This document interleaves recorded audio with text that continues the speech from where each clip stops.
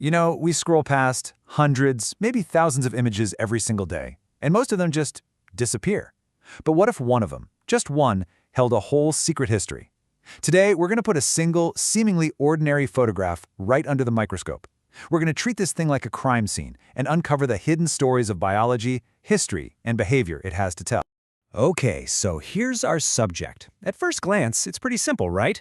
A ginger cat just kind of relaxing on a floor. I mean, it's the kind of photo you or I might have on our phones right now. But this is where our investigation really begins, by questioning the obvious. Because hidden in this simple pose and this everyday setting is a story that stretches back thousands and thousands of years. And that's really our mission here today, to peel back all the layers of this one quiet moment. We're going to treat this photo like a historical document, a biological case study, and a social snapshot, all rolled into one. So, you ready to start digging with me? All right, let's get this investigation started. You know, like any good detective work, we have to start with the basics. The things we can see right away, the undisputed facts of the case. So, let's just lay out the facts. What do we have? We've got a domestic cat. Check. It's ginger-colored or orange. Check. You can see some faint tabby stripes, especially on its legs and tail. It's definitely indoors, on some kind of tiled floor. And the pose? It's all stretched out. These might seem like simple observations, but trust me, each one is a clue that's going to lead us deeper. Let's pull on that first thread, the pose. You might not think about it much, but an animal's body language is telling a whole complex story. And this cat's posture? Oh, it has a lot to say. So why is it lying like this? Yeah, it looks relaxed, sure, but what does this specific posture, this long, stretched-out body, actually tell us about its state of mind, and maybe even its deep evolutionary history? Well, the first major clue is right there, the exposed stomach. For pretty much any animal, the belly is the most vulnerable area, right? It protects all their vital organs. So by showing it, this cat is sending a really clear signal, I trust you. I feel completely safe here. It's not on guard. It's not worried about an attack. That's huge. But don't let that relaxed state fool you for a second. This stretch is also showing off the cat's incredible anatomy. That long, flexible spine and all that lean muscle, that's the engine of a perfect predator. An engine built for explosive speed and unbelievable agility. It's basically a coiled spring, even when it's just chilling out. And here's the real giveaway. Look closer at its head. See that? It's turned, and the ears are pricked up, pointed towards some sound or movement that we can't even see. So while the body says, I'm relaxed, the head is saying, I am 100% aware. That predator's instinct, it never, ever fully switches off. Okay, let's move to our next piece of evidence and see how this all connects. The coat. The fur isn't just for keeping warm. It's practically a history book written in pigment and pattern. Even though it's mostly a solid ginger color, you can clearly see those telltale stripes on its legs and tail.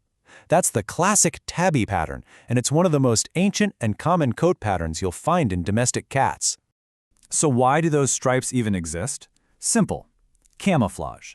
These markings are a direct inheritance from their wild ancestors, like the African wildcat.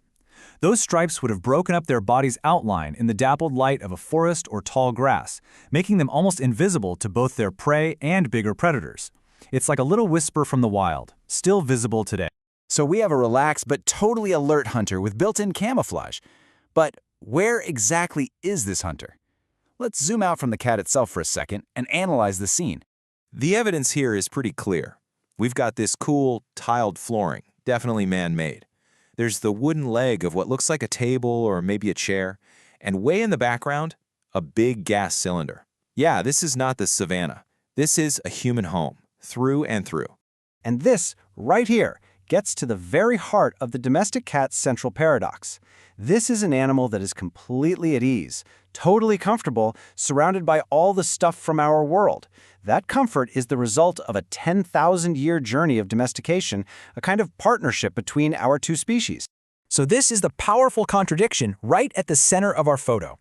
We have an animal with the instincts of a wild hunter, the camouflage of its ancient ancestors, and the body of a perfect predator that just so happens to live in our living room.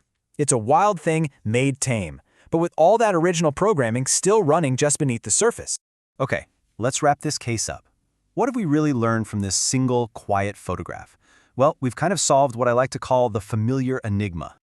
Our little investigation really unfolded in 3 key steps. First, by decoding its posture, we saw a creature perfectly balanced between total trust and the constant readiness of a predator. Second, we read its ancient genetic story just by looking at the stripes on its coat. And third, by looking at the scene, we placed this wild heart firmly inside our domestic world. You know, it really brings to mind that famous quote from Leonardo da Vinci, "The smallest feline is a masterpiece." And he was absolutely right. There is so much complexity, so much history, and such perfect design packed into this creature that we see every day, often without giving it a second thought. So what's the ultimate takeaway from all this? We've just uncovered a whole hidden world in a simple photo of a cat. It just proves that the ordinary is never, ever truly ordinary. The real question is, what masterpiece is hiding in plain sight in your world, just waiting for you to look a little closer?